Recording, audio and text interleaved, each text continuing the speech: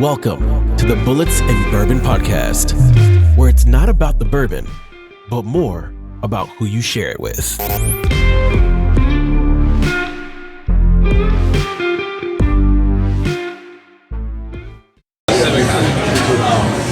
Hey everybody, Jason here with Bullets and Bourbon. Welcome back. Today we're doing something completely different, Dan. Yeah? Yeah. Southern Tier.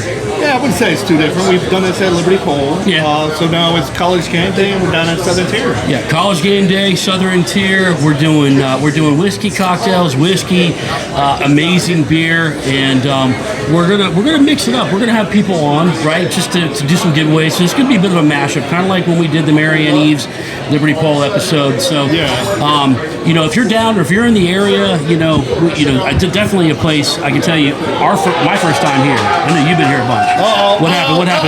Penn State. We got a pick six for a touchdown. Penn State. There we go. So, yeah, we're gonna have a fun time down here. College football on, Penn State, Ohio State. You got Georgia, Florida afterwards, and then of course tonight you got Pitt and SMU, which top 25 matchup, which is going to be a big deal. Yeah. Pitt is looking really good this year, and SMU is no slouch either. So. Well, another good thing I'm looking forward to. Air Force plays Army today, with a chance to set Army back, right? Yeah. Go Air Force. Go Air Force. Yeah. So we got one eye on doing this and one eye on football, and then of course one eye on the bar with the food and whatnot. So really looking forward to a fun podcast. And listen, anything beats what we've had to deal with the last couple of weeks with the run up to the election, right? So this is a perfect distraction. If you're fed up with it, like we're fed up with it, this is needed, right? Oh, much needed. Yeah. So, what do you think? There we go. Let's take a pause, try to find some people, do some giveaways, and talk some football and see what happens. Yeah, give some merch away, drink some beer. So, see you here in a few, guys. See you. Hey everybody, welcome back, Bullets and Bourbon. So we are down at Southern Tier Distillery or Brewery here in the North Shore in Pittsburgh. Dan, who do we have on, man? Why don't you tell us a little bit about yourself? So my name is Jackson Lipinski. 21 years old. I'm in sales. Legal. We're legal here. First and foremost. Yeah. What are you sipping on? B&B, old fashioned. Nice. Yeah, a little bit of banana flavor to it. I like it. Okay. It's good. Okay. So it's just the one that's made. Look at this. Is this made with their bourbon or their rye? Do we know? They said it's made with an American whiskey. They did not say if it was bourbon or rye. All right. Fair enough. What do you think? That's a bourbon. You like it? I like it. It's good. It's a good drink. Now, are you a bourbon fan? Are you a whiskey fan in general? Yeah, or are you I like whiskey. I like. Honestly, I like brandy, but whiskey, I like whiskeys. Nice. What's your go-to brandy? So I'm still 21. Hennessy. All right. That explains it. Yeah, 21 Hennessy. Yeah, we are here to convert everybody we can to the whiskey side, but brandy's nice. So let me ask you this: just a gee whiz. I'm gonna ask you a couple questions, chance to win something. Okay. All right. How many national championships has the University of Pittsburgh won? Do you know? 9. Fucking shit. All over the gallery over here is like, all right, yeah. So you won. So what size shirt are you? What size shirt are you? Medium. Damn, medium? Yeah. God. Damn, I like it a little tight. You like a medium? Yeah. So you like your nipples show? I like that too. Little bit. I ain't gonna lie to you. The chest pops a little bit. I got a large. You're gonna have to take a large. I just like to show the diamond cutters. You know what I mean? You're gonna have to take a large on that. So I got a question for you. All right. Name 2 artists that went to Taylor Alderdice. So who? Taylor Alderdice. Who the hell is that? The high school? Yes, the high school. That's a high school? Miller? Did Mac Miller go to Alderdice? Yes, he did. And then, Come on. Black and yellow, black and yellow. Yeah, Wiz. Come on! I knew Wiz did. You gotta know this. Yeah, I knew Wiz did. Hey, there's a gift card for Southern Tier. And a gift card. Damn, that's what's up. I didn't even know it was a high school. Yeah, Taylor Gang. Taylor Gang. When you said Taylor Alderdice, it made me think of Wiz. Yeah. And, Pittsburgh.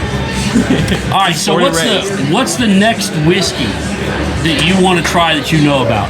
Oh. Or do you want some recommendations? Give me some recommendations because I like Bullet. I like Howlerhead. Howlerhead's good. I do like banana whiskeys. I don't know why. I like the sweeter. Buffalo Trace is really good. All right. Buffalo Trace is really good. So See, give me some this is recommendations. shocking here. More younger people getting into whiskey. No, I like that. So if you like the banana flavor, like the we call them infused, or you have finished it or put into another barrel, that's a natural process. You have additives like Fireball's an additive, Howlerhead's an additive.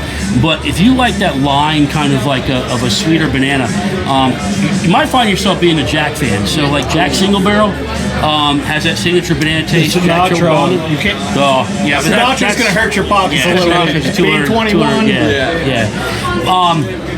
Buffalo Trace is a great, everybody chases Buffalo Trace products, nothing against it. But I got to tell you, to be honest with you, when we got gifted a couple bottles of Southern Tier. I was surprised. Their toasted bourbon was really good. Yeah, the toasted bourbon here. Okay. If they have it on the shelf, try it on the rocks. Yeah, try it. If you want to get into the really deep, like craft spirits of the whiskey industry, I highly recommend checking out Liverpool. It's a local one. Okay. Stolen Wolf is another one that's really good. But you can't go wrong, really, with kind of expanding your palate. But you said banana, so with the banana, my mind immediately goes Jack Daniels. It's the only one that really has that banana flavor to it. Yeah. Jack and Coke's usually my go-to if I'm out at a bar. I get a Jack and Coke. But I haven't really experimented with the other artisanal ones that they got. So what's some of your favorite places to hang out and have a drink here in Pittsburgh? Honestly, Tequila Cowboy right down the street. I think Tequila Cowboy's nice. They get a little rowdy on the weekend sometimes. Yeah. And then other than that, I'm probably down South Side. Mario's isn't bad. Mario's has been a staple in Pittsburgh for years. It's a staple. My mother knows the owner. I have free drink tokens that I give out to my friends when I'm down there. It's like I use tokens. Hey, so if you're watching, find this guy down at Mario's, get yourself a free drink. All right, so just curious, you're 21, so you just get into whiskey. What do you want to do? What is your I want to grow up and be a astronaut, porn star? I want porn star. I ventured into the porn industry. No, I'm kidding. Mom didn't catch that one. No, she's way back there. No, honestly, I want to really get into real estate. Grow a portfolio and kind of go from there. See if Airbnb arbitrage is for me. I'm not 100% sure. I don't think I'm going to be a fix and flipper. I want doors under my name so I get passive income through rentals. Damn. I don't know if I've heard a plan like that kind of.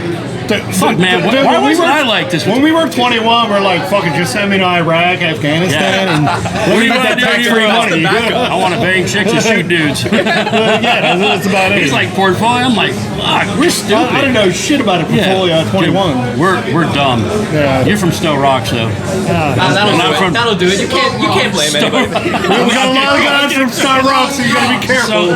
So Dan's got his crew over there. Yeah. Wow. Awesome stuff, man. Well, listen, we really appreciate you jumping on. I'm glad you won some stuff. Smart dude. Knows more than I do. What was the name of high school? Taylor Alderdice. That's stupid. That's stupid, dude. That's a big name, man. Why do you guys call it Dice? They just call it Dice. That's word. See, that's cool, like Dice Clay. Man, that's what's up. Okay. So, Penn State, Ohio State game still going on right now. We're at halftime. Who do you think's going to pull it out? Big question. Honestly, I want Penn State to win. I think Ohio State has a chip on their shoulder, though, since they lost to Oregon. Also, they suck. They're Buckeyes. I mean, they can't help it. See, Craig behind the camera is getting all pissed off right now. I love it.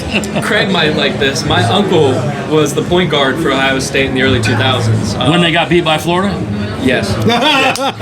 Yes! That made my damn day. Back to back? I think it was only for one of them. Oh, yeah. One loss is enough for most people. So you think Ohio State's going to pull it off? I do. I think they have a chip on their shoulder. I'm sorry. How many national champions in basketball do you have? I can't hear you over my greatness. I just leave Craig out of this. This is why we're leaving him off the money. So you think Ohio State's going to do it with that chip? Yeah, they have a chip on their shoulder. I know they were mad about the Oregon loss, and this is just a huge rivalry. I want Penn State to win. Ohio State's playing. It's overdue, almost. It is. It's overdue for Penn State to finally make it over that hump. Yeah. Because this is what, 7 years? I don't think they beat them in 7 years, something like that. It's something crazy like that. It's something crazy, and they've been so close so many times. Yeah. It's a close. It's one of the best games in college football. Yeah. Easily. It's actually one of the only ones I will watch. I watch big games every time this is on. I'll sit down. This is a big Saturday because you've got for your Big Ten, you've got this game, Ohio State, Penn State, and then you roll down, you've got Georgia, Florida, which is an enormous rivalry in the South. And no secret, I'm a Florida guy. I have a feeling we're going to be bent over a lot with our hands behind our asses. It's just the way it goes. Can I say that? I just said it. I don't care. And then we got Pitt SMU later tonight. That's going to be a good game.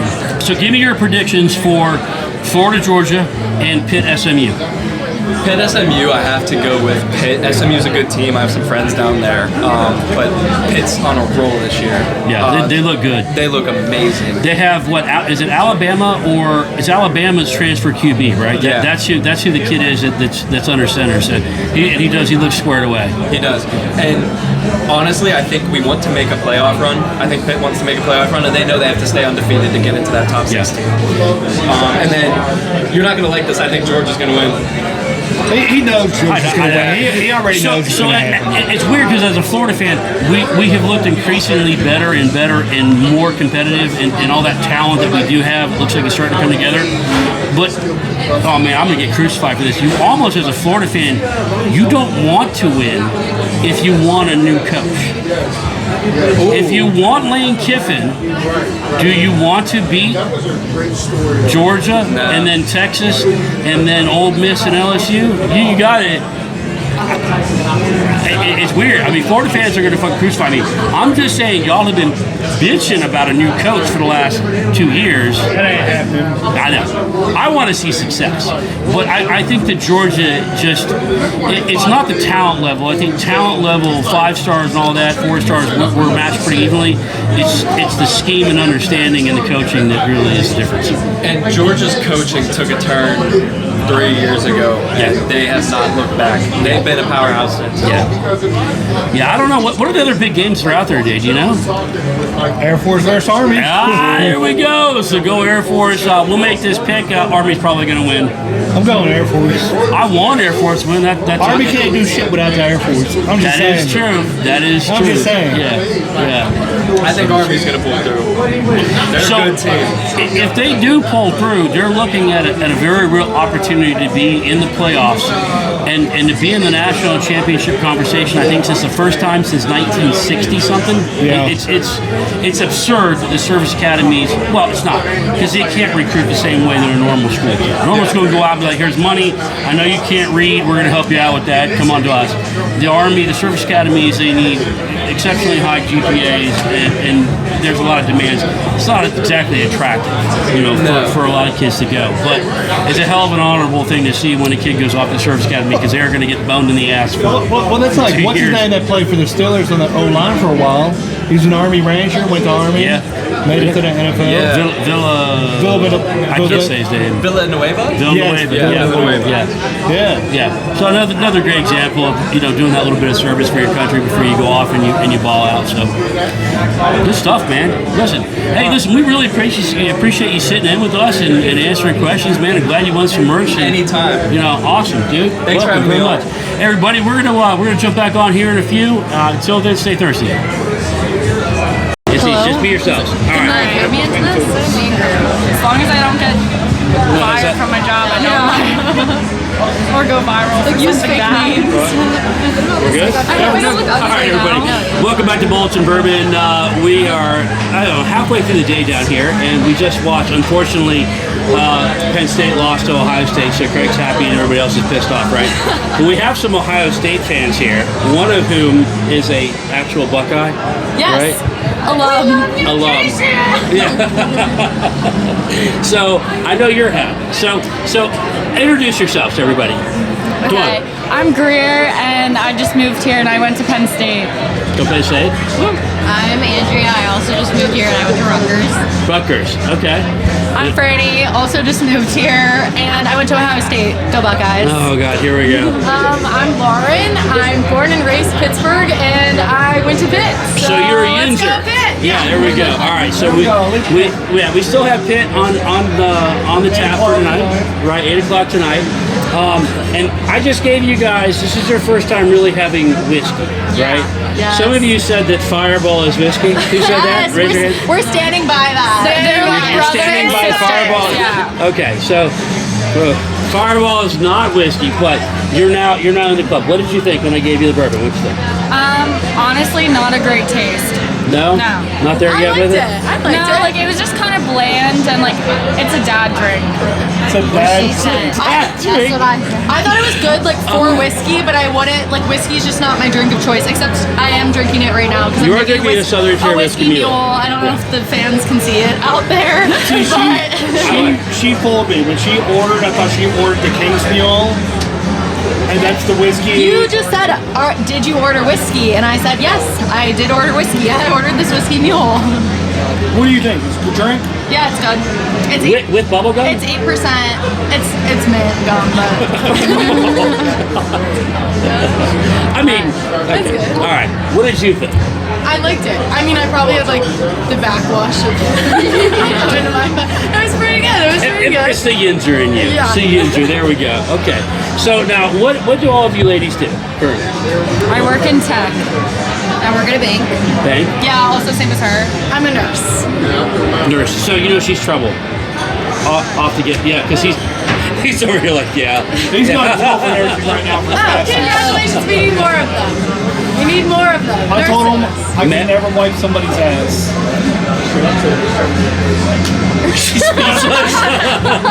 She's like, yeah, it happens. You wouldn't wipe my ass if we got old? No. Seriously, you let me sit there. I put a bullet in you first.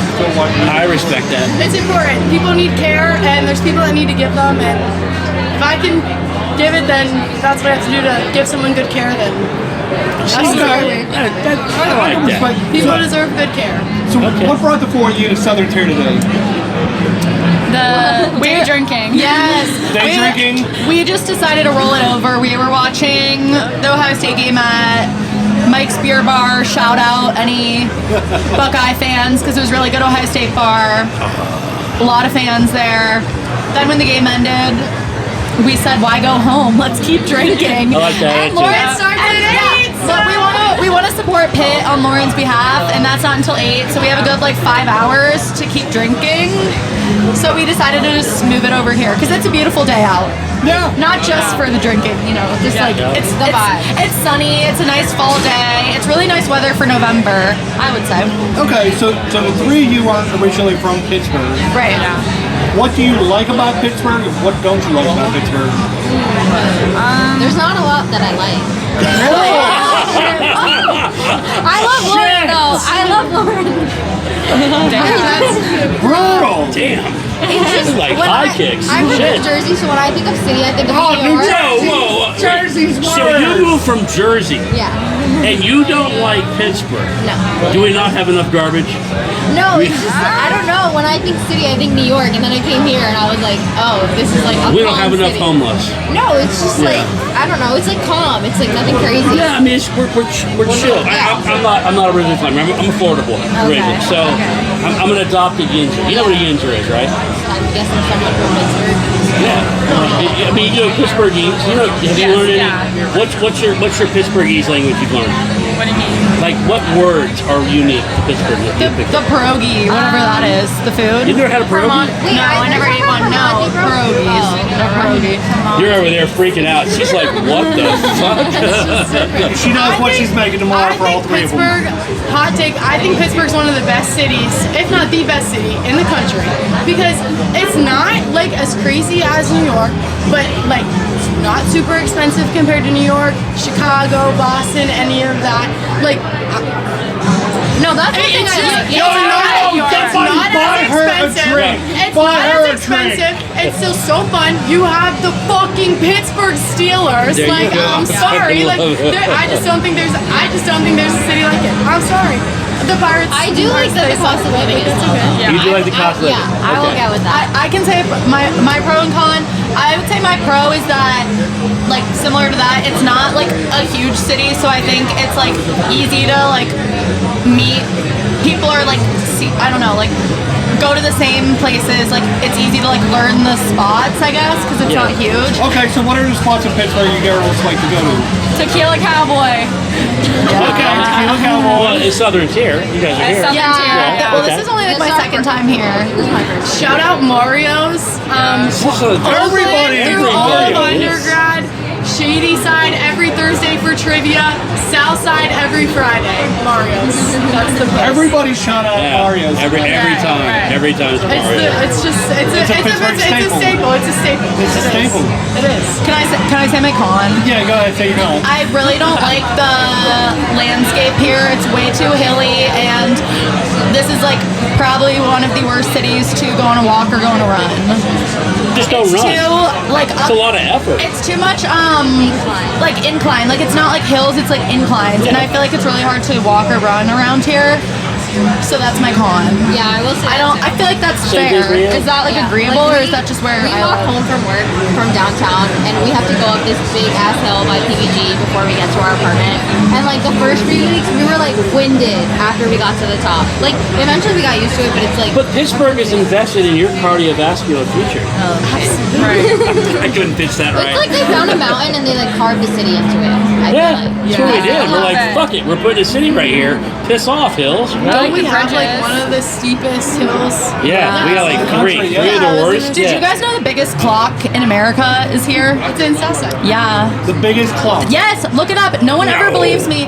Bigger My than best Big friend Ben. told me No, that last it's summer when she lit up clock biggest in clock in America. Bigger than that Big Ben is in clock London.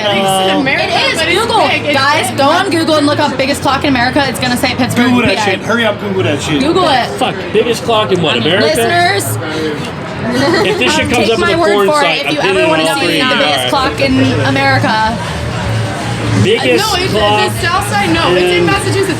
But the one in South Side. Yeah, see, it says Largest it. clock face in the United States and once the world. This stupendous timing has been marking the hours Oh, of shit. over the South Side of Pittsburgh since 1933. I told you. Also, if you miss putting the L in the C, you L get in a the whole different thing back Oh, clock? on the search. Yeah, you got the outlet clock.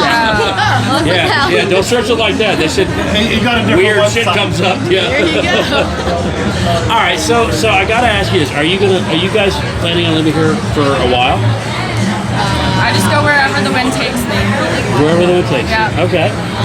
Our program is like I'm with for her, 2 years, yeah. so like I guess 2 years. 2 years? Figure it out, yeah. Same thing for you? Undefined. I'll be here. Yes. She loves Pitt. She's against She's it. like, I am do. never She's leaving. I against do. it. All I right. went to Pitt for my undergrad. I'm in Pitt for grad school. My family's in Pittsburgh. Like, What part of Pittsburgh? I'm from Swickley. It's like 15 minutes Oh, from I'm here. in Sweetway. All right, quickly. So have you heard the term that the correct way to pronounce downtown is how?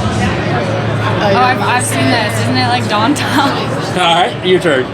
I would just say downtown. Wait, is it a Pittsburgh thing to say? Yeah. Like, oh, I don't know. I never heard of How do you this. say it? Downtown. There we go. There we go. DAHNTAHN. That's crazy. There you go. That's Pittsburghese. Now I'm not from here, but I say that? Yeah. My dad, huge Yinzer accent. Oh really? He Yeah. says yellow. He says the days of the week as like Sunday, Monday, You don't even do He that. says worsh. I say worse. What? So Wash. what is the only acceptable ketchup to put on? Heinz. I know that. See, there you go. Here, there's like a museum. I honestly don't know like any other ketchup brand. Really? Hunt's. Hunts. Yeah, Hunts. Okay. I wouldn't even. Hunts. Yeah, you wouldn't even know. You don't even know any other ones. So okay. All right. Random question. What is the best mayonnaise? This is gonna piss what's it called off? I don't know what the name of it is, but I've seen a picture of it. That one brand. Is it yellow and blue? Yeah. Yeah, I use that one. And like it comes in a bottle that you like open the cap at the bottom and it has like a squirt. Hey, so none of you have ever had Duke's mayonnaise? No. Because you're all What northerners. mayonnaise? Duke's, bro. Boy, don't mess with Alex is going to be furious about This this. is literally my whole feed. She's gonna pop up too. They're gonna start searching Duke mayonnaise. All right. So, what's your favorite event that Pittsburgh has had since you've been here? Oh, I went to This wasn't when I moved here, Picklesburg. I know but I went to Picklesburg. Picklesburg because I visited my friend when I was like looking for apartments. So it was in like July. Going out for like any football game. The Pitt WVU game. That was fun. See, it's so bad I'm a downtown. Pitt fan, but I love WVU just for their chant for. I don't like shit on either of Pitt. them, but it was fun. Or eat shit Pitt. That's what it is. Eat shit Pitt. Try again next year. All right. So we're gonna give you guys a chance to win some stuff. Okay. Yay. We like that. All right. We're gonna give you what 3 or 4 tries. Yeah, there's enough questions on that. If you get any of these right, all 4 of you get a gift card and or a shirt or something like that. Right? Wanna do that? We're out of gift cards, Out of gift- but I could go get more. There you go. You go get more. Okay. So you got an advantage because you have a Yinzer here. Very proud Yinzer, by the way. Okay. I gotta ask the one. She'll be the only one that can get it, and you're not allowed to answer. We're not gonna know the answer, but we can try. It's about Pittsburgh. You Should get, I just like step out or? I'll tell you what. If the 3 of them don't get it, she can answer. she gets a chance. Okay. She's over there. She's plotting. She's got true Pittsburgh. As soon as I say it, She's locked in. I like as it. soon as I say it, she's gonna light up because she's Okay. gonna answer. All right. I'm watching her face. I want to see if she lights up. 2 music musicians from Pittsburgh that went to She's Taylor already- Alderdice. That went to where? Taylor Alderdice. Is that a high school That's a here? high school. Mac Miller. There you go. There's Okay, one. I feel like I knew that one. Mac Miller and I don't. Who else is from? Who's from here? I don't know. Black and yellow. Black Oh, and Wiz yellow. Khalifa. There you go. He's from Pittsburgh. Your face lit up like right away. Okay. All right. This is a little bit harder. This is a little bit harder. So, what is? Okay. You're a Pittsburgh grad, right? How many national championships has the university? 0. No. Go ahead. We won. I know we won. Wait, say the question. How many national championships in football has the University of Pittsburgh won? 9. Holy shit! Was that a fucking guess? Oh my gosh. Wait, did you? I knew it. Yes. Wow. No way. Well, I know it was we won. before I was born, which is way before you were born. Guys going to burn? We were good back in the day. I was like, No, you didn't know that, did you? More than Ohio State. 9. I know, and crazy, isn't it? Yeah. So you girls have won something. Wait, Yeah. I got one more question. Okay. So you're the only one that went to school in Pitt, in the Pittsburgh area. Yes. This might be good. What famous actor on a long television show went to CNU? Oh, come on. You were watching this when you were younger lady. A what television? Television show. It's a TV show about lawyers. Suits? Yes. What? She got the Are show you serious? right. She got the show I right. thought you were talking about. I've never watched it. She got Suits right. I don't know any of their real Wait, names. and you've had Okay, you know their fake names. I've never even watched it.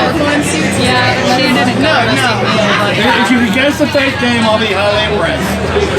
Is it a guy or a girl? Is it the guy, Guy. the main character guy? What's his name, Mike? I don't know. I've never watched it. I just know he's the one. I've seen that clip on TikTok where he like recites the book or whatever. I don't know their name. So it's not that guy. Barney? Is that one of them? Harvey?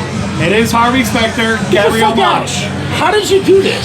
It's Gabriel Mach, who is an ambassador for one of the whiskey brands out there. Oh, He's a big whiskey guy. Oh, damn. And he's been, I don't know the brand off the top of my head, but it's a recently new brand whiskey that he's been promoting. What's the moral of the story? Watch Suits. Drink. And drink whiskey. Drink whiskey. And don't spill it on me. Ladies, listen, we appreciate you guys jumping on. You guys were fun. So, Thanks for having us. Dan's gonna take care of you. We're gonna hook you up with some giveaways and. Wait, should I finish our whiskey for drink for the Let's do this. fans? There you go. More important question. What's your favorite Pittsburgh pizza? Favorite Pittsburgh pizza. So I'm gonna be partial. I'll die on my head. Harry's Pizza. Are you going to say yours? Beato's Pizza on Banksville with the cold cheese on top. Cold cheese? Cold cheese. Have you ever had it? So it comes out warm. It comes out warm and then they put cold cheese on top.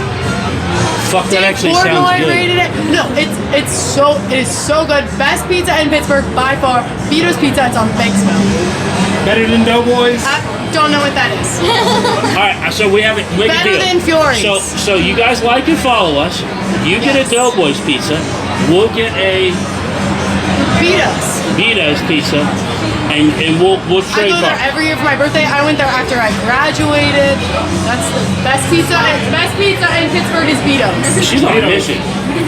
You own stock in it? No, it's You're that fired good. up. It's that good. She's like Barstool Sports, bitch. She's nodding her head. Dave Do you like it? Hey, Dave Portnoy's gonna be It's on so you good. after Have this. you ever had it? Have you had it? Right down the street from me, yeah. It's so good, right? Okay, now we gotta try She was this nodding her pizza. head like she agrees. Yes, it's so good. Okay. Get the mushroom and pepperoni. All right, so you get the Doughboys. We'll get yours. There we go. All right, you guys like to follow, and we'll compare Yes. notes. Bullets and bourbon. Yes. Bullets. Give me 3, 2. What? Yeah, so, we're sitting there doing, oh, God bless you, son. So we're sitting there doing countdowns like a bunch of idiots, even though the video's live. As you can see, we're well lubricated. Not on whiskey necessarily, although we did crack open Southern Tier's basic bourbon. Last night, Dan and I had the privilege of tasting their toasted bourbon and their bottled and bond, which were really good. I was pleasantly surprised by that, yeah? I like the toasted and the Yeah, smoked. the toasted was good. And we got the smoked one at the house we're going to crack, and then the rye we're going to crack later. But right now, we're sitting here with Pete, who's one of the head bartenders, and kind of really is, has his finger on the heartbeat of Southern Tier. And just an awesome opportunity for you to kind of tell us about Southern Tier and the amazing things you guys do and got going on. So, introduce yourself to everybody, please. Awesome, pleasure. My name is Pete. I've been working with the company since 2017. It's been a wild ride for sure. The bourbons we make are great. They're, we're a young distillery. We've only been doing it since maybe, I think 2015, 2016 is when they started doing some of that stuff. And feedback's been pretty positive. I think some of our whiskeys are the better things we do. So, I mean, you guys have an interesting collection of whiskeys. It's not just the regular. I mean, the bottle and bond is a 7-year, which is pretty impressive considering that you're a young distillery. The toasted, I really liked it. We have the smoked one. We didn't pop it last night, but everybody I've talked to today that has had it has been really impressed with the flavor of it. What do you see down here as a bartender with people interacting with whiskey overall? Is it we're walking them into whiskey, or is it mostly mixed drinks cocktails? More often than not, people are really into our whiskey. It usually starts with folks kind of asking for things like Bullet or things like Maker's Mark or Jim Beam or anything kind of common, and then once we kind of get through that conversation of like, hey, we're only serving our own spirits, and those people have been drinking Southern Tier for years, and they weren't aware that we distill it all. So that kind of opens it up for them, and they get really excited to try it. And yeah, I mean, I can count on maybe only 2 or 3 fingers the amount of time somebody hasn't enjoyed our spirits. Yeah. So, well, I mean, that's an interesting thing too, because you go to a lot of bars and they're going to have a mixed allotment of spirits. Whether it's, everybody. How many times have you been asked for Buffalo Trace? Right? No, dude. All the time. But I myself was kind of ignorant to Southern Tier's distilling, and it probably is because it gets overlooked because the beer itself is so damn good. Correct. Like I mean, that's why everybody comes here. It's for the beer. Yeah, I mean, I love beer. More than likely, especially during the holiday season, the Pumpkin King. Oh yeah, dude, caramel pumpkin. This is my 17th. That's an exaggeration, but we'll fucking roll with it. It's probably his 18th. Nobody counts. Yeah, good opportunity to cheers though. Yeah, gentlemen. cheers, definitely. Pleasure. Cheers, gentlemen. Thank you for having me on here. 100%. What are you sipping on? This is a new stout, actually, that we tapped from Victory. It is, it's called Layered Up. So, for those that don't know, Victory is a partner of Southern Tier. I did not know that. Yeah, so Southern Tier is underneath the family. It's Artisanal Brewing Ventures, or ABV for short. Yeah. So we got Victory Brewing Company, 6 Point Brewing Company, and Bold Rock are all kind of under our wing. I did not know that. Yeah. I did not know that. You learn something new every day. That's interesting. So, hence why Victory is on the menu. Correct. Yeah. Okay, that's nice. That's pretty cool. It's nice. So like from what I understand, every brewery still kind of does their own thing. We just sort of share that same kind of umbrella of family sort of cross promotion. Yeah. So it's nice. So look, I mean, it's a dark stout. I mean, now I know Dan living in England and me living in Germany for as long as I did. I lived in Germany. You can't leave me out of Germany. Yeah, well, you live in Germany too, but stouts. So there's one particular stout that stands out in my heart, and it's not Guinness. And I don't know if you've ever heard of it. It's called Belhaven Black. I have. You have? Yeah. It's very, very, very difficult to get in the U.S. I got to drive to Maryland to get it. You ever had the Belhaven Black? Yes, I have. I mean, this is a puncher stout. What did you think of it? You know what? I can't remember the last time I had it, but I've had a few things by that brewery before, and from what I remember, it was like a really, really drinkable stout. It didn't, But to be honest, man, I mean, anymore these days, I kind of get more and more basic. I grew up drinking a lot of IPAs and all the different funky beers. The older I get, man, it's just like I just need a lager. Yeah, my fridge has Iron City and Modelo in it right now, so Yeah, well, you brought by Iron City. It's interesting because Iron City is always associated with their beer, right? Iron City beer. It's a Pittsburgh staple. I remember, we were in Belgium. We walked into the Delirium bar, and there's an Iron City beer tray in the middle of Belgium on the wall, and I'm like, what the fuck is this doing here? And it turns out he was a Pittsburgh grad. Oh, no so he brought it back to Belgium to this world famous bar. But now they're diving into distilling. Are you seeing a shift? You've got Southern Tier that's distilling good spirits. You've got Iron City that's distilling. You've got Liberty Pole. You've got, there seems to be kind of a shift. Absolutely, you're not wrong.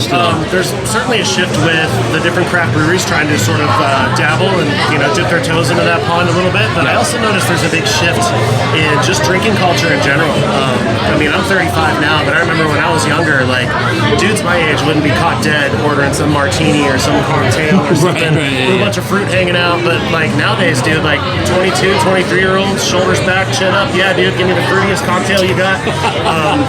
So like liquor's in for sure.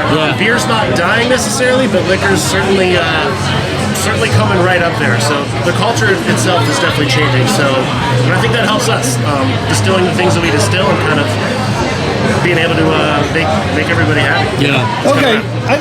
As a bartender, I mean, it gets packed on the weekends. I mean, we're down here Saturday. It's pretty crowded. Yep. What are some do's and don'ts customers should do when they approach the bar? That's a good question. I don't know how much time you guys have. I can go on forever. Hit us up, man. There's a handful of things. Speaking of culture change, I think that has a lot to do with it. A lot of the folks in like the older generations, people my parents' age and older than that, kind of like do things that rub us the wrong way more often than not. A lot of it is waving, dude. It's like, I mean, I don't know. I pay attention pretty good. I know when people need drinks and stuff, but like, when you're waving and reaching over the bar and sticking your hands out, it's just like, it's too much. It's annoying. And then another thing, when we get really, really busy, sometimes what happens is people will try to help, and they'll help by flagging me down in order to get a drink for somebody that's waiting behind them. And it's like, no. Like, I got a system, I know what's going on, you know, we're all trying. I mean, pet peeves can go on and on, but really, like, when it's super busy, I mean, it's just common courtesy, dude. Just understanding you're not the only person in here, you know. Like, we're all working as hard as we can to get there. And everybody wants a drink. Everybody wants to drink refresh. Yep. An ounce of patience goes a long way. That's true. Especially, and I would. When it comes to something like a smoked old fashioned, something that requires about a little bit of time and effort. Sure. You know, craft. Absolutely. Do you want it shitty or do you want it the right way? Yeah, I mean, we definitely have to balance that here. Certain days when we're slower, I mean, I can really take my time and, you know, not only interact with people, but, you know, really finesse a cocktail and, you know, make it the way it's supposed to be. But yeah, dude, on those days where it's crazy and it's like, you know, 10 people deep behind the bar and service bar printers, you know, fucking hitting the floor and shit, you know, it's definitely tough. You got to kind of balance speed and efficiency with, you know, still making a good drink. And I think for the most part, we do a pretty good job at that. But yeah, at the end of the day, it's you know, just kind of being patient. My favorite thing to say a lot of time is people will come in and be like, I don't know what I want, but I want it right now, you know? Yeah. So thank you, Mr. Mr. or Mrs. Indecisive. That helps me out, right? For sure. And, the world's strongest men is not Altoids, it's entitlement. I love that. I absolutely That's love great. So we were talking earlier. Yeah. Hey, you're not your average bartender. You got like a little side hustle. Yeah, what's the side hustle? Like who doesn't have a side hustle today? Oh, man. So let's take the time to plug your side hustle. Dude, I mean, yeah, I've been playing music all my life for sure, but that certainly doesn't pay the bills. Even if you make it, punk rock usually doesn't pay the bills too well. Hey, Pennywise. Pennywise is from Pittsburgh, and they made it pretty good. You could be Pennywise or NoFX or Green Day or maybe 5-10 other bands, and if you're not them, you're gonna have to work. You gotta pay bills, yeah, for sure. But it's all out of love. Love it to death. I'm a dad now, so I golf a lot, so that's kind of a bit of a side hustle. Yeah. So if I could make money golfing, I'd quit this tomorrow for sure. I was talking to Anna, the manager, a little bit earlier. She said you guys are getting ready to drop a new album. We are, yeah. So pitch it. Pitch it. So I'm in a local punk band called Latecomer, and buddies of ours are in another local punk band from the Pittsburgh area. They're called Fuck Yeah Dinosaurs. You can curse on here, right? Yeah, you can curse as much as you want. Fuck yeah Dinosaurs. I want to go buy that album right now. Fuck yeah Dinosaurs. Fuck Yeah Dinosaurs rips, dude. Dude, that's awesome. So yeah, all their songs are either about dinosaurs or Jurassic Park, or like kind of a combination of the two. I'm so intrigued right now. Yeah, they're great. They're great. It's not just like he's plugging somebody else's shit right now instead of his own. That is fucking dope. Yeah, they're rad. That's pretty dope. Yeah, they're rad. Really good friends of ours. They shamelessly self-promote themselves so well. Really make a good name for themselves, and we've been lucky enough to be good friends. And a couple years ago, we had an idea of renting out a cabin in the wintertime, like way up in Knox, PA, super far away from everybody, so we can make noise all night. And we recorded a record there, or at least most of it. They have a sauna in the basement of the one house, so we did some vocals in the sauna. Dubbed the split that we're doing, sauna sessions, and here we are. So lucky that I work here, and I know our head brewer. Asked him, I was like, hey dude, you guys want to brew a beer for the release show? And he was like, fuck yeah. So we called it a sauna session. It's going to be a steam beer, and that'll come out in January to pair with the release of the record. We're going to have to beer. That's interesting. Steam beer, yeah. So in my head, what I'm thinking is, you know, when Andrew... he plugged the other band too much because all I can think of is fucking dinosaurs. I know. But see, now he's got the steam beer thing. All I can think about is that I want to come down, I want to hear this, because I'm, you know, our generation, we're fucking old balls. Yeah. We listen to country. We listen to hip. We listen to real rap. Yeah, gangster rap. Snoop. Silly Cell. Outkast. Spice One. Fuck yeah. The real heroes. But we listen to rock, we listen to funk, right? It's what we do. Matter of fact, we sit right here talking earlier with all the guys, you know, about how music used to be a unifier, right? I want to come down now and I want to hear your shit.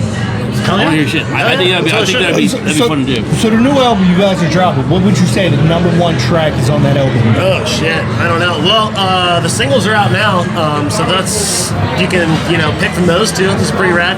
Fuck it, Dinosaurs released a song. We released a song. Their track is called Numbers. Our track is called Baggage. Baggage. Yeah, you can stream that. That's everywhere. most of the women I date. They got baggage. Yeah. The song's about baggage, so we called it Baggage. Are you guys on Spotify, iTunes? Spotify, iTunes, Apple Music, Bandcamp, whole jam. No shit. All right, help me out here. Help me out here. Baggage, and then it's Latecomer. Latecomer is the name of the band. So type that in after the Wait, say it again. Late. I'm usually an early comer, so does that matter? Dude, like that? They have medicine for that, dude. Yeah. Latecomer. There it is. Not N-M. Fuck. All good.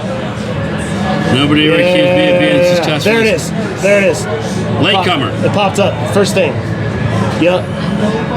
All right, guys. That's it. Baggage. So on Apple, if you guys roll to Latecomer, Latecomer, and check them out. We got Baggage, which is their new single. Yo, check it out. I mean, listen, we always support local whiskey. That's a big thing for us. But support your local and up-and-coming musicians. Man. Yeah. I mean, if it doesn't matter. We all have this vast, musical taste. But we talked about like Andrew Dixon, right? Yeah. His incredible talent and what he can do. You're going to find so much talent with these local musicians that aren't exposed to the mainstream. Because I got to tell you, I've learned a lot about the music industry. I'm not very impressed with how weird that setup is to crack into the mainstream. For sure. I mean, I think the average listener kind of doesn't really give a shit what they're listening to, so I think a lot of things are sort of spoon-fed, crafted. Time out. We're going to go to a quick commercial break. No. The video's done, so we just keep going with the audio. Oh, okay. Video goes. Oh, sick. Oh, okay. So is the video problem? Is that what it was?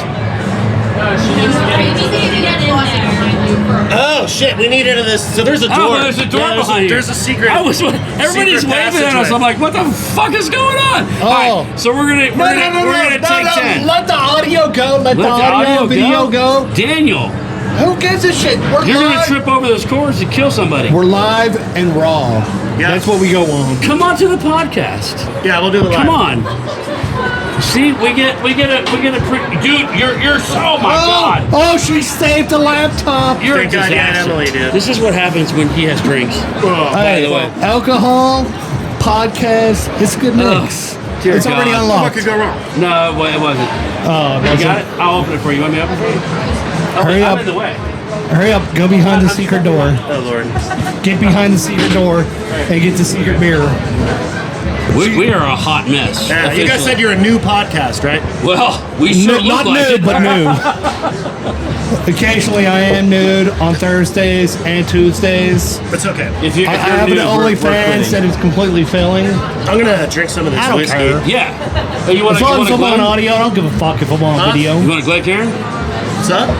Hey, It's a rough place. Come here, Glenn. What's that? It's a proper list. We'll hook up with a good list. Just one more Glenn in here. Look at that. I was just getting My bored of son's my over beer here. glass. My I'm a son's over here garbage making money. person. I don't care. All right. There you go. Beautiful. This is for you to take with you. Wow, thank you. There you go. So have Real you heard snifter. of SideQuest? It's a new bar over in Lawrenceville. I haven't. So they just opened up recently. They just did a soft open, and they're always looking for new artists. Like they do a lot of live music, and it might be a good avenue to hit up. Yeah, I can check that out for sure. They we don't do covers though. I don't know if they book like. Usually it's like a white guy that covers Wagon Wheel on acoustic guitar. That's not so much. That's not so much No. They do a lot of like punk, hard rock, EDM. Oh, rad. All right, fuck yeah. Yeah, the city's been losing a handful of some of our favorite venues, man. Local music in the city's got to try to find a new this place has been to a play. theme that I've heard has been occurring across a lot of places where venues have been bought out by these big conglomerates. Correct, yeah. And what they're doing is they're basically price outing the smaller bands that can get in and basically grow their brand. Yeah. It's not just here, but something that Andrew has talked about and other artists where they would like to get almost unionized to where they can save these little. So you've experienced this before. I have, yeah, and it's kind of tough. I mean, like, we definitely got to do something about it. But I mean, on one hand, you got to understand that business is going to work the way business works, and people got to keep things in the green. So I get that. But at the same time, I mean, I think the venues that have always supported original music, new music. I mean, you talk about CBGBs back in the day. You talk about like some of these venues where these famous bands come out of. I mean, that stuff's all labor of love, dude. Like, there's not a lot of money to make when it comes to supporting local music sometimes. You kind of got to do it out of love. And because of that, it's really easy for some of these places to, kind of go under. Not every place lasts forever. So it's definitely tough. It's definitely a little tough, but I mean, shit, make it work. Do what we can. Well, it was also different too. If you look at, you're 35. I'm a bit older. You're 50. You're a fucking dick. But you used to have a model where CDs and cassette tapes would drive a sales revenue, and that's gone now, right? For sure, now it's a digital playground, or not even a digital, it's a virtual playground, right? So it's driving a sales medium that's not necessarily as profitable for the artist as it once was. In that, I hear a lot of people say, we make more money as an artist now touring and doing live shows. Absolutely. And absolutely. Correct me if I'm wrong, but it was opposite at one point, right? It was. I think the more you toured was always good. I mean, especially when it came to original music. I mean, the more you can be on the road is always going to be beneficial. But I mean, you are definitely right.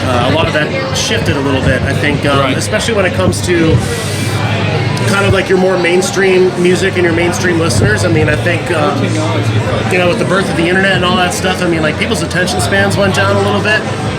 Everything's a little bit oversaturated, so you can kind of access anything anywhere from your phone. So I think physical media died in a handful of senses, not just music, but definitely music. Well, I think it changed the complete landscape. I mean, you look at Post Malone, who blew up overnight because of YouTube or TikTok? Not YouTube, not TikTok, SoundCloud. Yep. He blew up because of SoundCloud. And you got an artist you remember early 2000, and I mean, you're old enough to remember. Yep. I don't know if you listen to R&B, but John B. It sounds familiar. Not back then, I didn't really. I don't know. But John B, he just came out. He has not made a single dime from any of his CD releases or any of his actual music. Yep. All of his money has been made from touring and concert shows.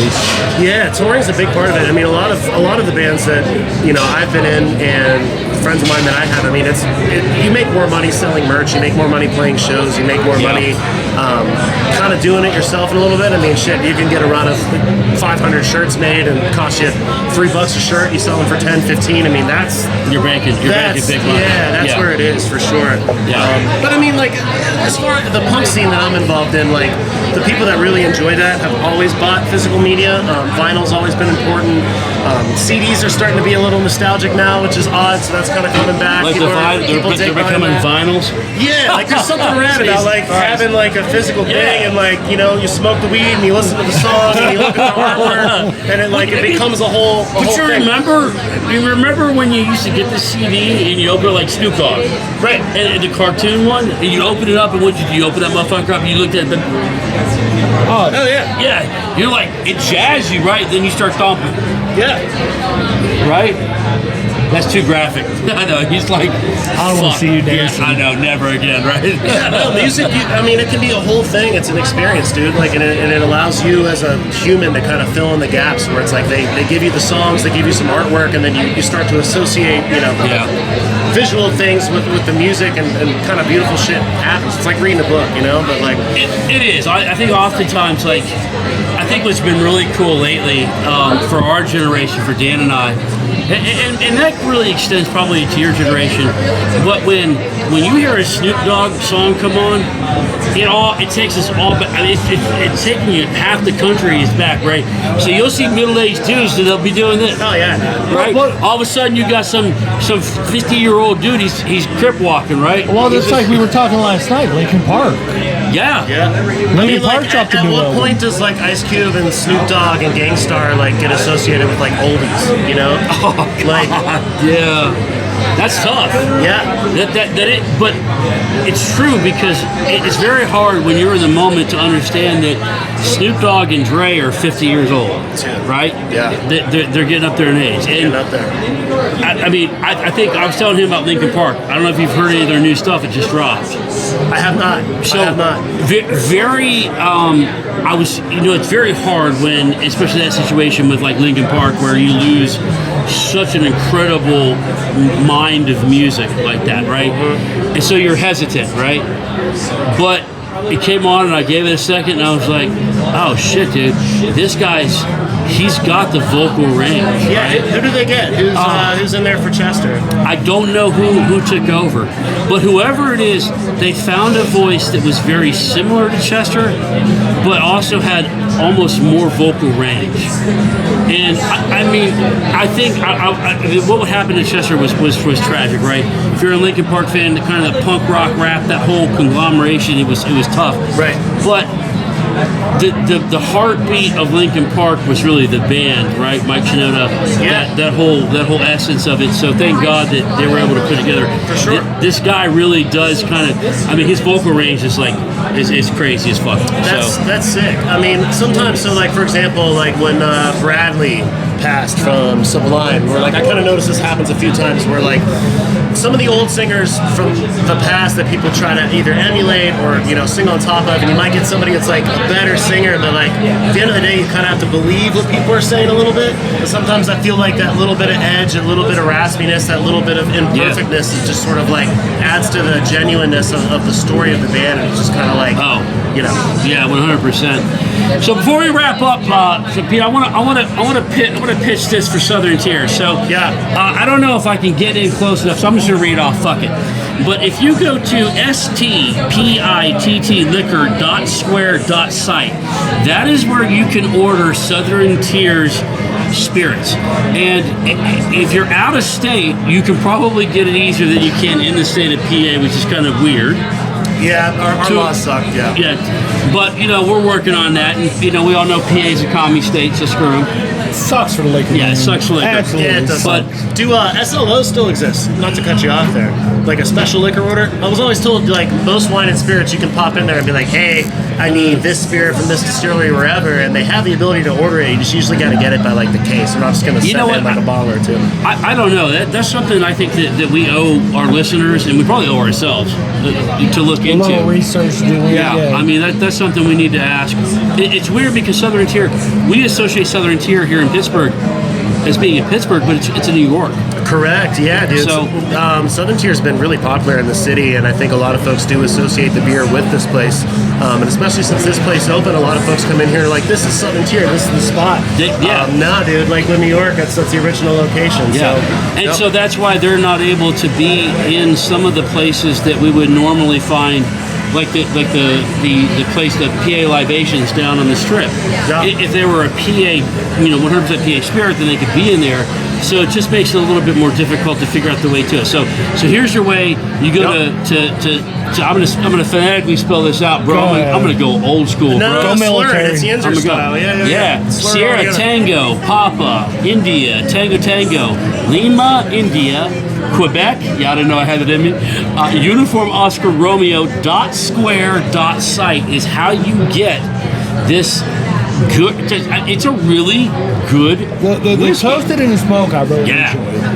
It hit the bourbon. What's your favorite out of all your spirits? He looks like more like a beer guy. I'm stoked you guys have this straight bourbon. If I'm gonna drink any of the whiskeys, and I'm not gonna count the flavored whiskeys. Some of those are really, really good. They're great. They're just a little too sugary for me, so I'll just take a little bit, and that's fine. I think I like the candy apple the most of all the sweeter ones.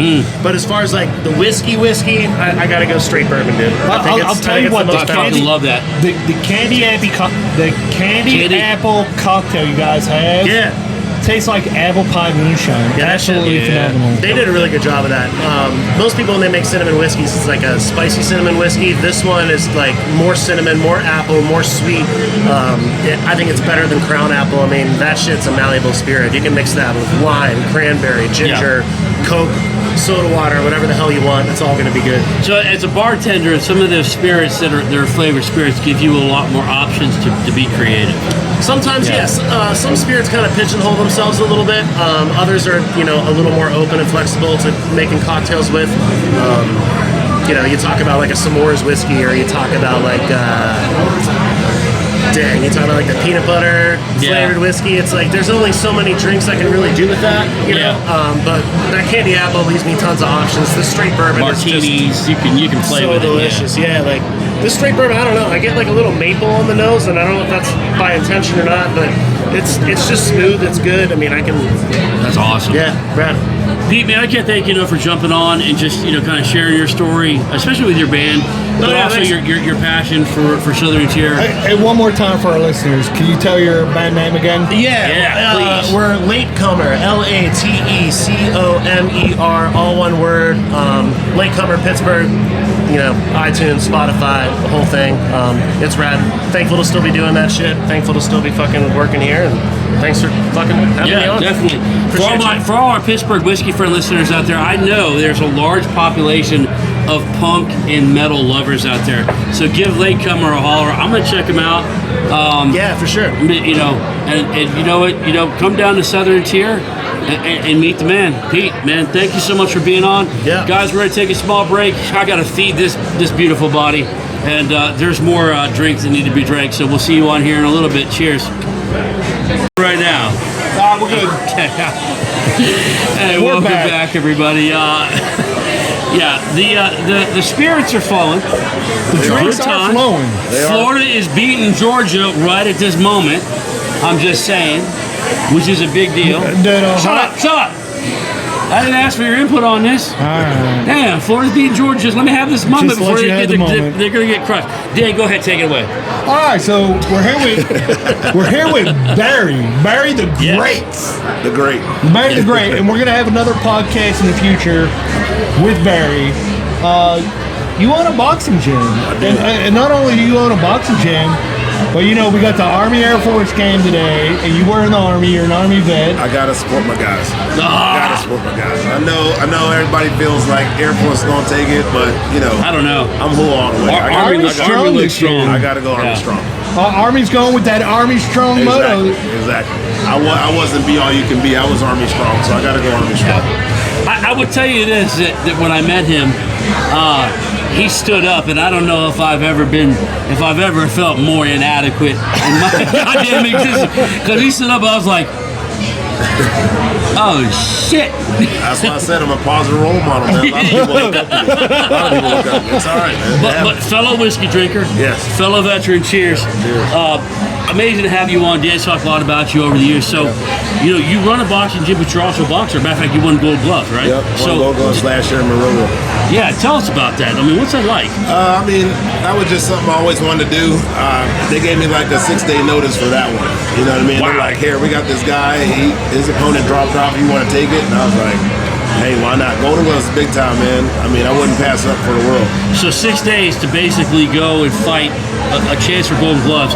That means that you're in a constant state of readiness to go fight. You don't have to go like full throttle, but you do want to kind of maintain that, level of, you're not drinking, you're not out there partying as much as I want to. Right. But it's like, this thing could be on the horizon, so let me kind of keep my training regimen kind of down. Yeah. You know what I mean? So what is that like? I mean, mentally, to get a call, and you're running a gym, you're prepping other fighters, right? You're training, to all of a sudden, shit, I'm going to go fight. Yeah. Well, I mean, that last year was easier because I didn't have the gym set up yet. So I was just like now kind of in the workings of it, still finalizing everything. Yeah. So I had the time to train. Like now it'd probably be a nightmare, right? Because I'm training all day. I'm teaching other people all day. So it made a lot more sense to do it last year. Like I took this year off just to do the business. Really? You know what I mean? Because it does require a lot. When you're running the whole thing by yourself, you can't just like, all right, I'm going to train for myself and fight, and then I'm going to turn around and try to train other people. It turns into a nightmare after a while. So you just celebrated your 1 year anniversary a couple weeks ago. Yeah. I mean that got to be a great feeling to be able to celebrate that. I'm still on 10 for that, man. It is a great feeling, man. It's something, like I said, it's something I always wanted to do, and it just to be able to see it and watch it kind of flourish and happen, man, it's super dope. So what made you decide to go ahead and say, fuck it, I'm going to open up a boxing gym? Just because I knew I had a knack for it. I worked for a title boxing club in Killeen, Texas, outside of Fort Hood for 8 years. And I mean, I had a tremendous following, you know what I mean? And everybody's like, look, it's not what title offers, it's what you offer. Yeah. And it just started kind of ringing like, man, I gotta share this with the rest of the world, man. Yeah. So I got an opportunity to come back here and do it. And in the midst of all that kind of happening, they were like, look, you want to fight in the Golden Gloves, you can in the meantime. It's like, all right, cool. So things kind of lined up real nice. Yeah, man. Do you see, because I know for a while we watched boxing kind of dip, right? Yeah. And we saw MMA come back up, and it seems like lately that the boxing level, boxing interest has started to come back up. Is that because of, what do you attribute that to? Is that, I mean, where's the interest level like? Because I was doing mixed martial arts, kickboxing, Brazilian Jiu-Jitsu before it was popular. I mean, we're old, you know. And then we walked away from it because there was nothing there at the time. And then MMA came along, like formal UFC. Boxing was always God. Yeah. And then it was like a switch, and now it's kind of coming back to. Because to me, it's the bread and butter, man. Like I met one of my first MMA coaches I ever met. He said, "Look, you know what? Everything starts off standing up." Right. He's like, think about it. If you can't get anybody to the floor in MMA, you're in bad shape if you can't stand up and do it. You're right. So that's where the boxing comes in. You got to have everything tight. You got to be able to do it. So that's what makes it so pure. I mean, the science of it. We all know all 8 punches. At the end of the day, I don't care what your coach calls out. He can call out 10, 20, whatever. We all know what it is when you see it. But realistically, how can you outsmart the other person? How can you still make it happen? That's why everybody loves it. It's the craftiness of it. It's the thought process. The purity of it. Yeah. I mean, all fights. You know, when we talk about like for a combative perspective, not combative sports, but purely combative for what the Army would teach, why they taught Army combative or why we taught hand-to-hand combat, is because we know eventually all fights usually go to the ground. Hopefully, but all fights start standing up, right? You know, whether we talk about a century or otherwise, right? And there's a level of boxing of cardiovascular fitness, right? Dude, I played every sport in high school, played college football. When I went to Louisiana and started boxing when I was in the military, there's no workout like it. Yeah. Like, I was throwing up every day. I was beat to hell every single day I boxed. Because, I mean, even for me, I started boxing in the Army on Fort Hood, right? So it was like, you go through basic training, you go through AIT, all that stuff, and then 6 months later after getting to Fort Hood, here I am boxing. And I'm in shape. You know, I'm like, in my mind, I'm like, I graduated basic training. I'm in good shape. First week of boxing, let me tell you. Oh, that's a reality check, right? That's a huge reality. Like, I ain't in as good shape as I thought I was. Oh, yeah. We had some special forces guys that were next door to us, and they'd watch us work out, and they'd be like, dude, we never do that. You know what I mean? I would tell you that I remember very vividly going to Fort Bragg and training with some people, and it was all boxing based. And I hated life, dude. Like, there was nothing about my life I enjoyed during that period. I wanted to go. My instinct was to go to the ground.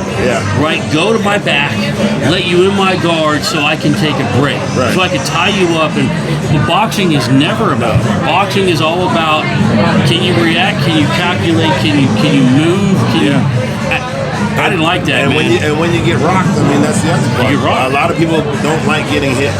Because even for me, I don't train fighters in my gym, but realistically, you know, you don't hit the bag for 6 months. No, coach, I'm ready to fight, and I'm like, no. Once you take that first hit and see those stars. Have you ever been blasted in the face? You might change your mind. Your anxiety level will spike, and you'll be more tired in 10 seconds than you would ever be. I would say that like going through Army combatives, and you went through Army combatives, that they're in boxing, you know this better than we do, but there's a certain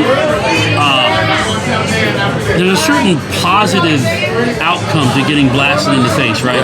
You learn a lot when you get hit in the face. Oh, yeah. Because a lot of people think, man, if I get hit in the face, it's gonna hurt. And then you realize it doesn't really hurt. It more kind of it messes with your mind, right? You're like, oh.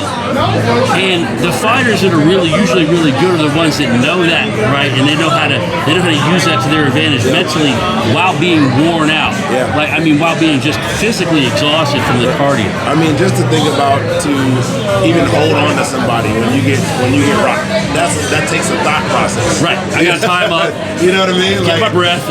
Some people are just out on their feet. They don't, there's no comeback for that. Yes, but the ones that are like, okay, I'm still coherent. If you don't train for that, I mean, and that's why we do Shark Tank drills. So Shark Tank drills, you'll spar, say, anywhere from 4 to 8 rounds, but you'll have a new person each round. Oh yeah. And that one, like, it'll wear your ass out. Cardio just because the guy that every time you get in, it's a fresh guy. You're the one that's spent. Wearing down. Yep. Your batteries. You got to tell yourself, hey, I still have to focus. I got to still have my shit together because I want to have some big problems in a second. I remember my introduction to boxing outside of mixed martial arts or jiu-jitsu was my brother bought us a pair of boxing gloves for Christmas. My older brother, my adopted brother. And we would spar right there in our living room. Living room ain't that big, right? And we're just going at it. And I hit him, but I think I hit him and I glanced him with my elbow. And I got him.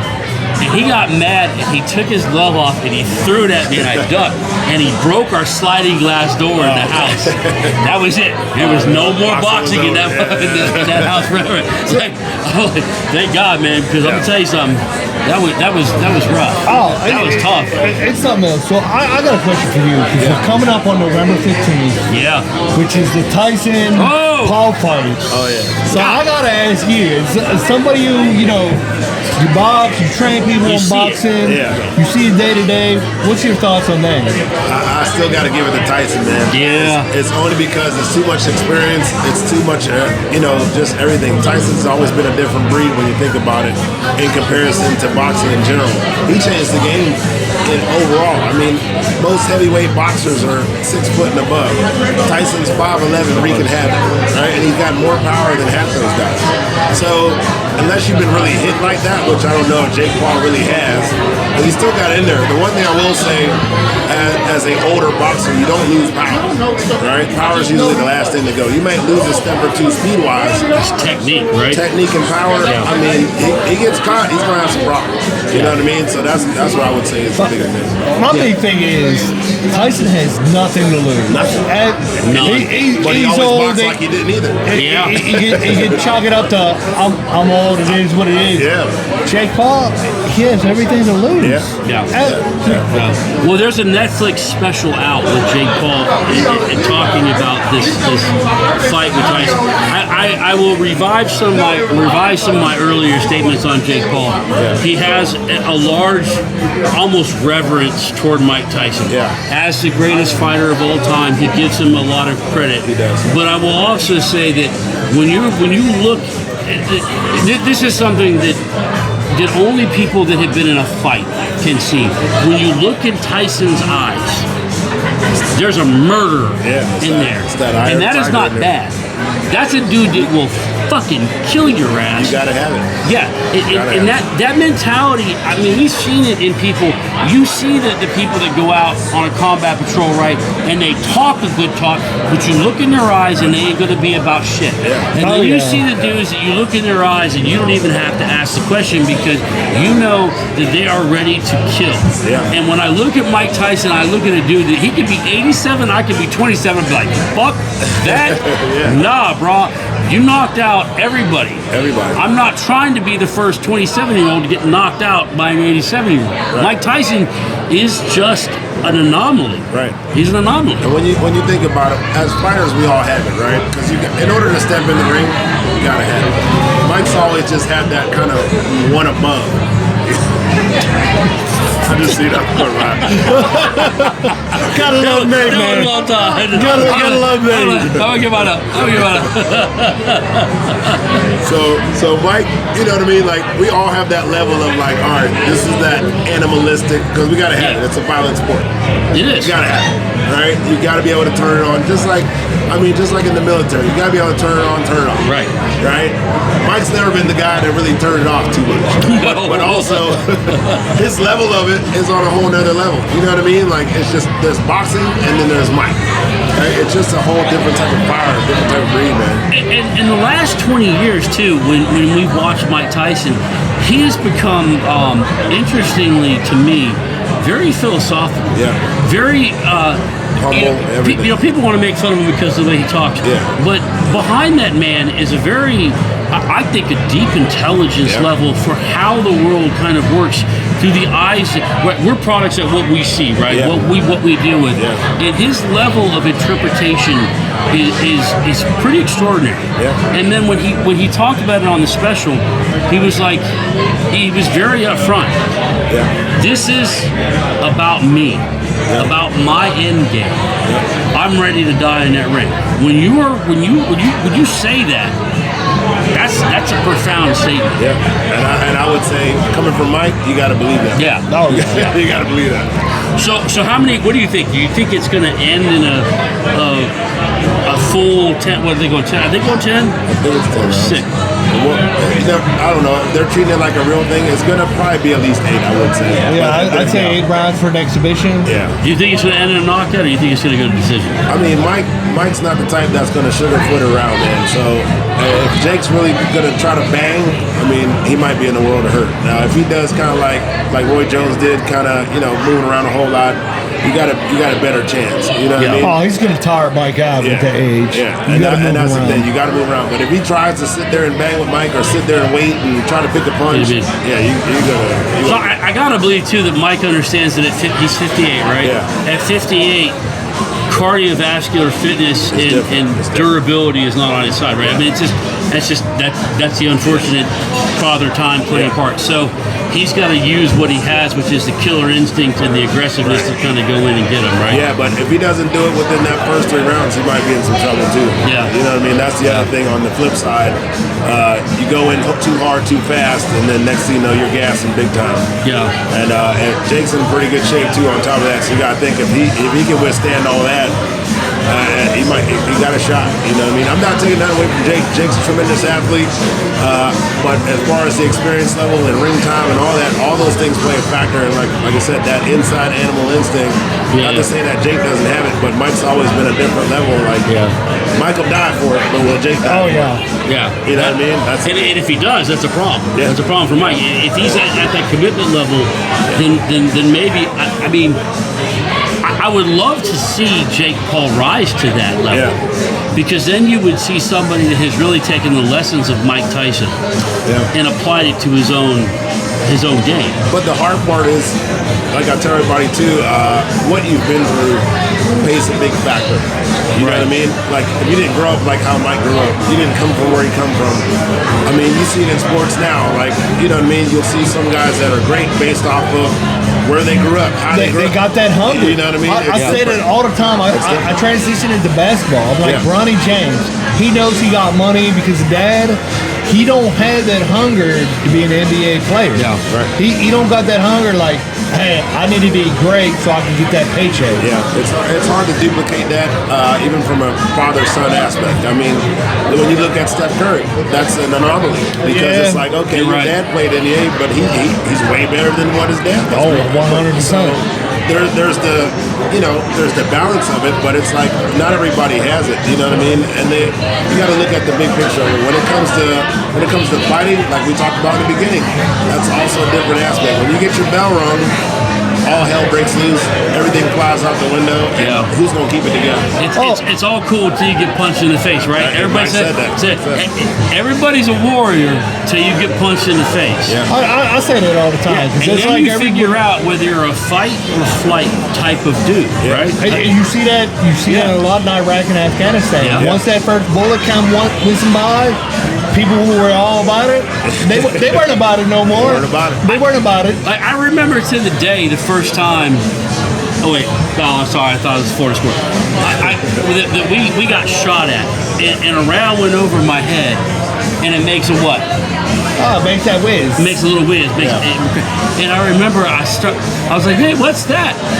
And somebody else, one of the older dudes, like, hey, we're getting shot at. I was like, that's kind of gay. I didn't know any better, right? And he looked at me and he was like, there's something wrong with you. Yeah. But what it really was how my reaction was to it. Do I perceive it as stress or do I perceive it as opportunity? And so Jake Paul is really going to make that decision, right? Is he going in or is he going out? Is he going to respond to it? You know. And that's the thing. How well do you and we know that better than anybody. How well do you respond to stress? And that's what that is. Yeah. Just going in the ring in itself is a stressful situation. Think about I tell everybody, I'm nervous before I go in the ring.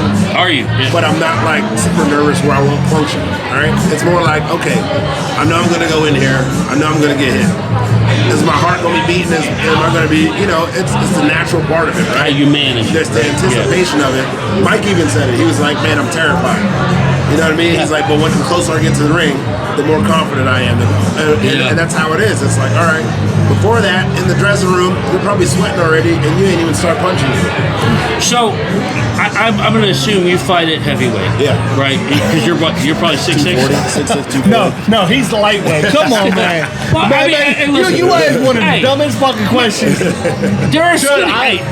stood up and I looked up like, oh shit, you coming. He stood up, I looked up, I was like, fuck, man. What's the air like up there? Is it cleaner up there? And then you gotta ask him.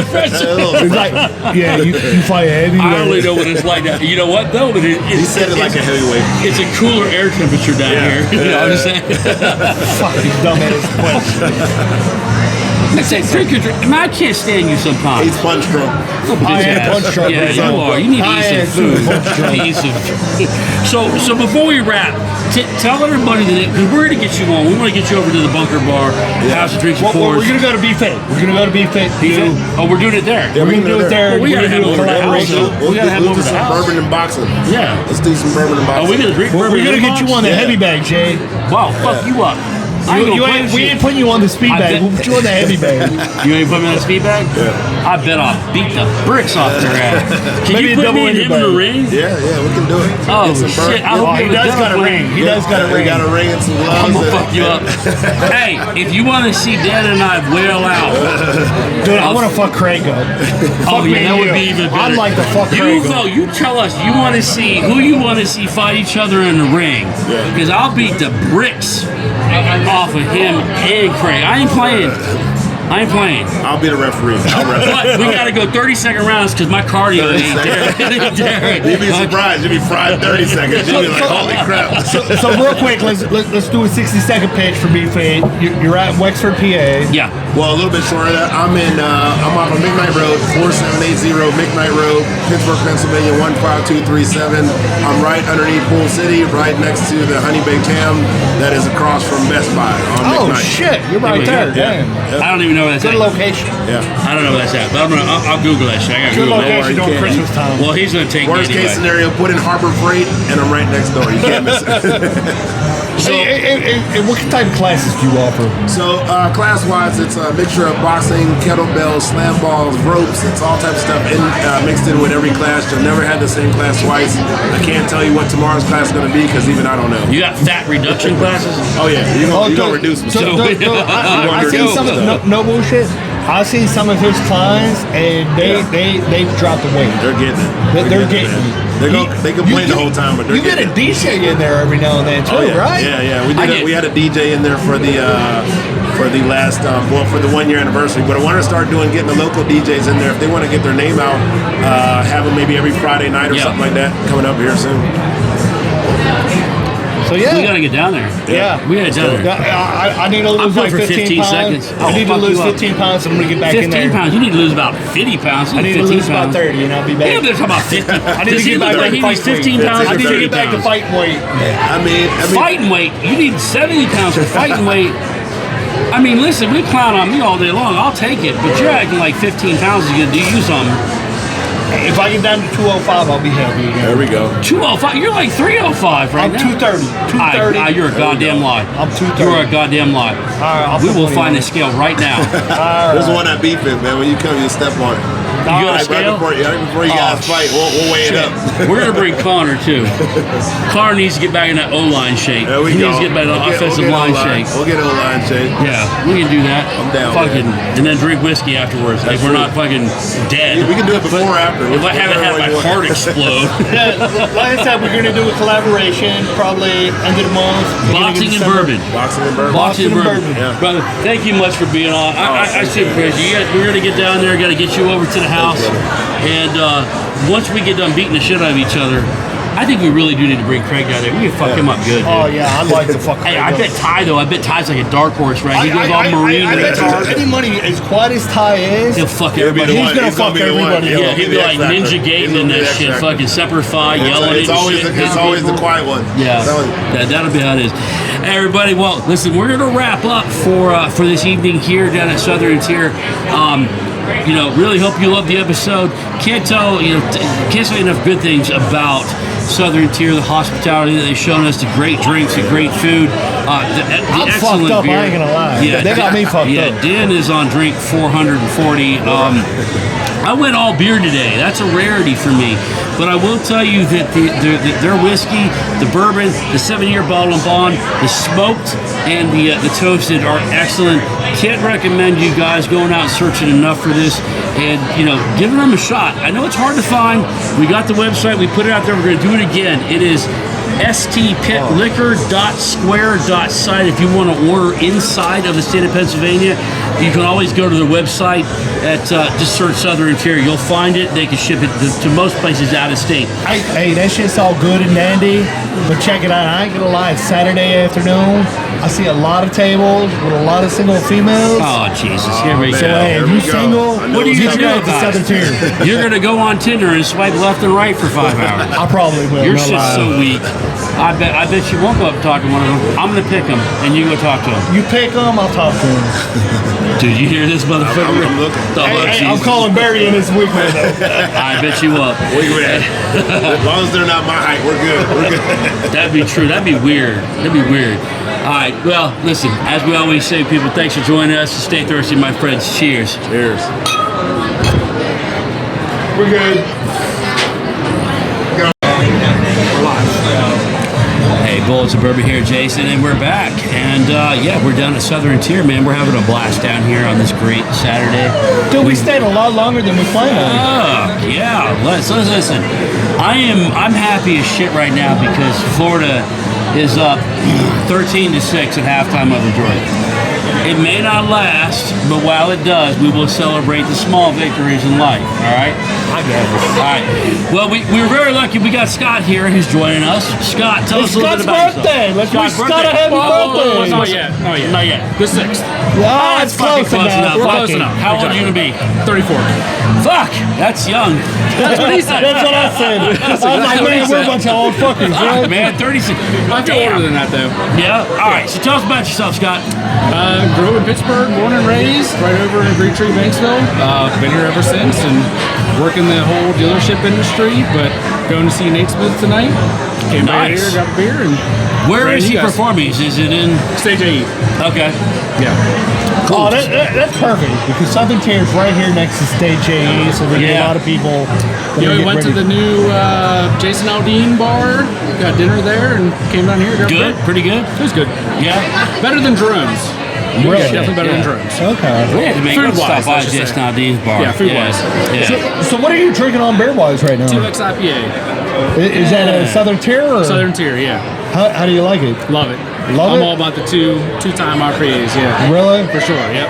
Now, not your first time to Southern Tier, right? No, not at all. No. What do you I've been to think? this one, up the original one in New York as well.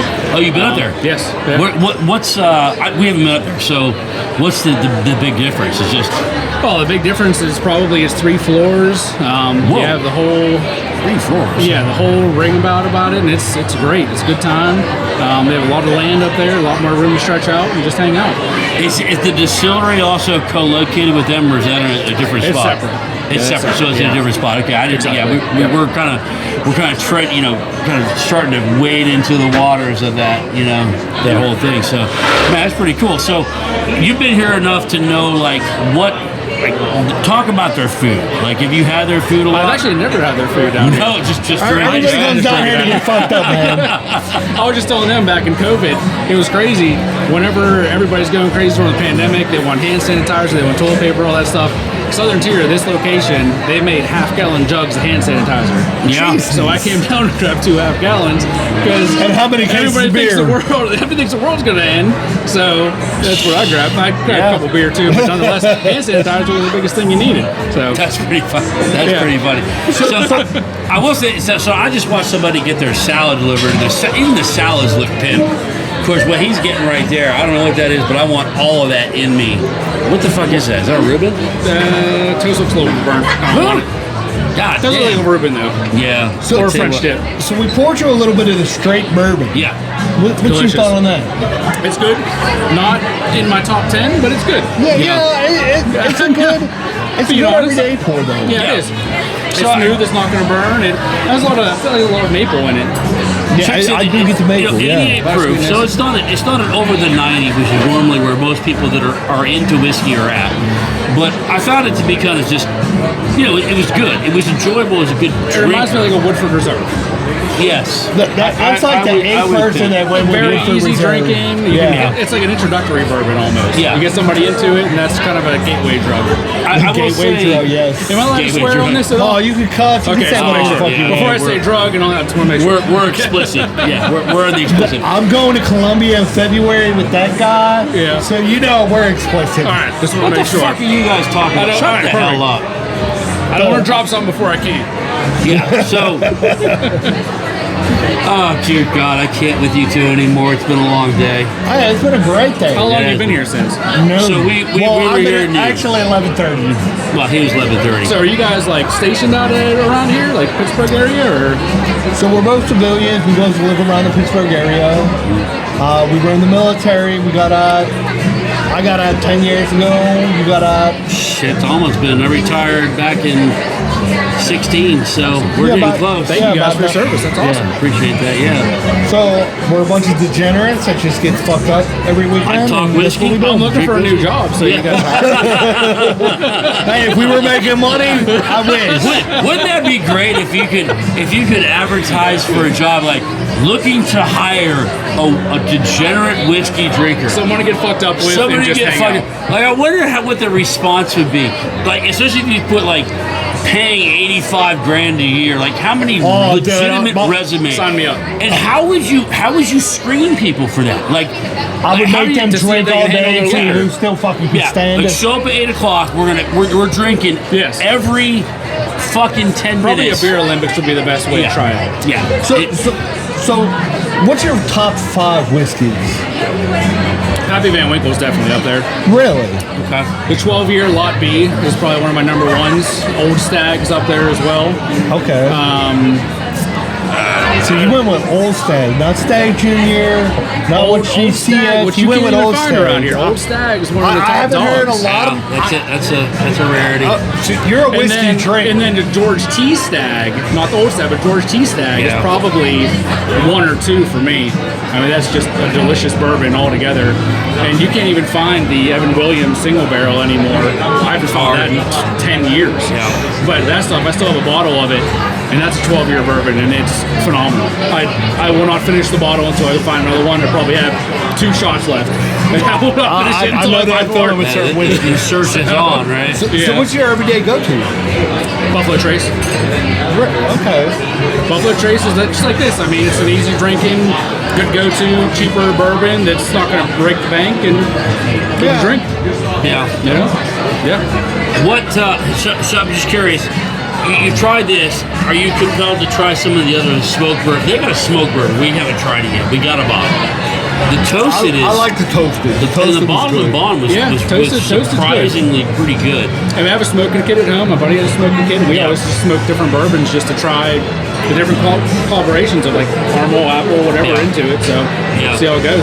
Yeah, I love doing the sherry. I've been putting the sherry wood a lot when I smoke it lately. I like the apple wood. You like the apple wood? I like the apple wood because it gives it like a little bit of a different taste. Yeah. Yeah. I like to smoke meat, so I'm a smoke meat, smoke bourbon. It's delicious. It's kind of a win-win, right? Yeah, exactly. That's this guy. That's all he does is smoke meat. Yeah. Hey. Why you make it sound gay, bro? That's not gay. It's not gay. Yeah, it's not gay. No, it's smoke meat. You got something to say? No. Your brisket? Your brisket is top notch. This flashcock chicken, pretty fucking good. I think the ribs, though. I like the ribs lately. The ribs were really good last time. Fall off the bone. Yeah. What do you like to smoke? Everything. I mean, pork butt's the easiest thing to smoke. I like smoking ribs. Brisket, I've not expertised yet. That's pretty easy to dry out, but chicken, ribs, and pork butt. That's the go-to. That's easy, man. I haven't done a pork butt. No. Have you done any cheesies yet? Any what? Cheese? Oh, no. I've not. We really got a full I don't think round. mine goes low enough to do cheese. I think it has to go below a certain degree to do cheese. I want to say it's like 100 degrees. Yeah. It's really hard to. I mean, like, I know you can do cream cheese if you put it on foil on the bottom. Yeah. But smoking cheese has always been. Like, I still have an electric smoker, and I think I'm going to try cranking it down and really trying to apply it to the big blocks of cheese. Yeah, there you go. Because he wants cream cheese, jalapeno, smoked cream cheese, jalapeno bombers. I think you may be able to do it with the electric, but I don't think I can do it with like my pellet fed. I don't think it'll. I think the temperature just cranks up too high. Exactly. I ruined a brisket. Admittedly, I had the sear plate that opens and closes. I forgot to close it. Yeah. And I thought I just ruined the bottom of the brisket. The rest of the brisket was good, but it was like you chop down a certain portion and then you hit this like stone. It's like. Yep. I'm like, they were like, oh, it's good. I'm like, fuck, man. It's still good. Meat's meat. Yeah, man. but exactly. When you do something, you want to do it right. Yeah, I mean, I still ate the brisket regardless if it's dry or not. But now, pork butt though, that's probably the number one meat that you can make and not mess up, and it's still gonna be delicious at the end of the day. It's still gonna pull pork. I smoked. What was it? A couple weeks ago, I did smoked chili. So I took smoked chili was good, but it doesn't go when you're doing a night of drinking. That chili's gonna fuck you up. You'll be in the bathroom. Yeah, not too long ago, we did a pheasant hunt, and we got some pheasants, cut them up into like chicken nuggets, and did a pheasant smoke as well. Smoked some pheasant up. Oh, that would be good. I mean, no joke, tastes like chicken. It was chicken nuggets. Where you like hunting at for pheasant here in PA? We actually went to a farm. It's probably about 2 hours away, up in the north, but it's all designed, and you just pay a price. You go, they put in how many birds, and you just walk the field. If you have a dog, if you don't have a dog, whatever it is, and then whatever flies, and whatever you kill, you kill. Do you go in with a dog or no? My buddy, he has a lab, and then my other friend, he has 2 labs. They're both trained to hunt, and they're freaking bloodhounds. They love it. Beautiful. It's great. Beautiful to watch those dogs work, isn't it? Yes. The minute that you call them, they go, and it's insane. Yeah. The only thing I hate, like it overlaps with deer season. I know. We hunt this one place down in Cross Creek. Yeah. Cross Creek. So they got the nice fields with the pheasants and all the birds. And every now and then you'll get the dogs that wander down into the woods. Yep.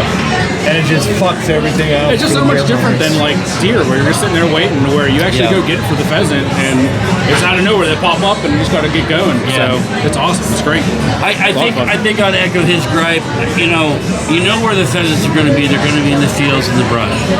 There's really no need to go into the wood line where you know the deer hunters. Exactly. Yeah. And we have had in past we've had encounters with a couple of belligerent pheasant hunters.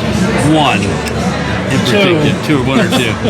And I'm sitting there, I think to myself, I'm like, dude, you've got a shotgun with birdshot. Yeah. I've got a crossbow and a fucking pistol. How you want this shit to play out, my man?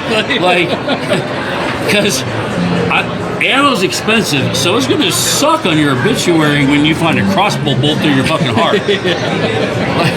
Like, I don't understand why you're walking 150 meters in the woods. Yeah, exactly. Because I love the pheasant hunters when they're in the fields because they're pushing deer toward us. Yeah. But when they play those games, it's like. But I will say, pheasant smoked. It's delicious. Oh, it's amazing. Man, that's I love even pheasant chili. We make pheasant chili too. I've never had pheasant chili, but I'm curious about it. Do you like peanut butter bread with your chili?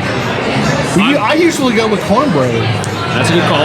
Apparently, the Pittsburgh thing is peanut butter bread with your chili. Really? I was born and raised here. Never had peanut butter bread with chili. How is peanut butter bread made? You just take a slice of bread, put peanut butter on, and eat it with your chili. That's it. It cuts the acidity.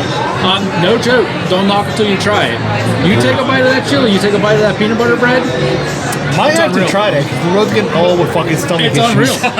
I'm just saying. I mean, I converted my one friend He to probably it, got too. another 4 years till he hits where we're at. But I'm saying we might have to give it a try.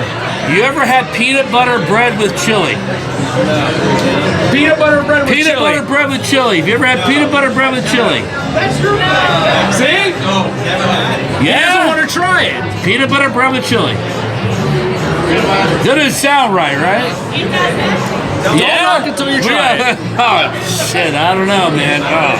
It's a love or hate relationship. I mean, I'll fucking try it because I'll try anything. I don't fucking eat at the end of the day, what's going to cost you? A slice of bread and a thing of peanut butter? Yeah, you're right.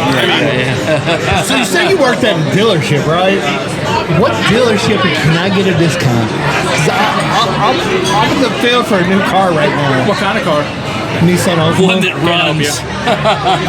It got bullet holes in. What would be the trade? I'm a little higher up than the Nissan right now. Like Cadillac, higher than that. Mercedes. I'm there, yeah. Mercedes, Jaguar, Range Rover, BMW. See, I would love to get a Jag. Nah, you don't want to Jag off. Really? No Jag? No, so Jaguar, long story short, Jaguar, they're switching over to full electric. They quit all production of gasoline.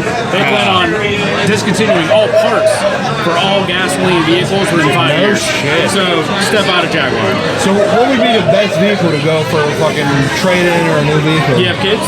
Fuck no. Fuck them kids. A what? I say fuck them kids every day. Stay single, live your best life. Volvo's the number one safe vehicle on the road is Volvo right now. What vehicle? Volvo. Man, fuck Volvo. I'm living Fast and Furious. I'm living. This is Dan Taylor. He drives the Volvo. I grew up with the rocks. You know my car got at least 1 or 2 bullet holes. You didn't grow up with Oh, wait, you said rocks. I said the rocks. I thought you said Bronx. I'm like, shit. I grew up with the rock. You seen the bullet holes? Yeah, he does. So does that help with the name of this podcast? Well, no, it was just coincidental. I mean, it was just wrong place, right time. Just right rolling time, back to your old days, and you're like, oh, bullet holes in the car, that's it. It's aerodynamic. Oh, shit. That's hard. Scott, thanks so much for joining. Real quick, before we go, here we go. You're in Pittsburgh. You're a lifelong Pittsburgh. Let's hit you some trivia. Chance to win a hat. Sure. You go first. You go first. You go first. We asked the same questions. I don't have the questions up. Answer's Jerome Bettis. Yeah. Jerome Bettis. I like that. I like that. All right. Here we go. Okay. What QB led the Pitt Panthers to their most recent ACC championship? Repeat. You slurred a little bit because you're drunk. Huh? Repeat. You slurred a little bit because you're drunk. What QB led the Pitt Panthers to their most recent? Kenny Pickett. Shit. All right. It goes to you, man. Fuck, man. That's right. Anyway. That's an easy one. Brain busters? Yeah, I know, right? All right. Well, I used to be a ball boy, How water many boy for the national Steelers, so. championships does Pittsburgh Panthers have? 3. Nope. How many? I have no idea. How many national championships does Pittsburgh Panthers have? 6? Nope. Come on. 9. Wow. 9 national championships. It's the thing that shocks everybody. 9. But you're going back to the day. Yeah, that's you're going back to the way day. back. Yeah. I mean, back to when there was only like 7 teams. So fuck it. Yeah, exactly. That was kind of Did you? Sorry, give her a shirt. Give her. What size do you wear? Large. Give her a large shirt. All right, let me find a large. That's my significant other. Ah, there we go. No, it's not. We're best friends. Yeah, but XL or XL? You got XL or XL? Just wash it Take out it as a hot. sleeping shirt. It's fine. Throw our one over there. Well, we got XL or double X. My bad. Ready? Here goes. There we go. All There right. we go. That's great. Hey, everybody, thanks for tuning in to Bullets and Bourbon Podcast. Until next time, friends, stay thirsty. Cheers. Cheers. Thank you guys. Appreciate it.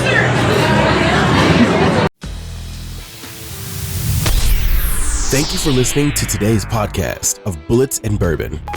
Remember to like, comment, and subscribe so you never miss an episode.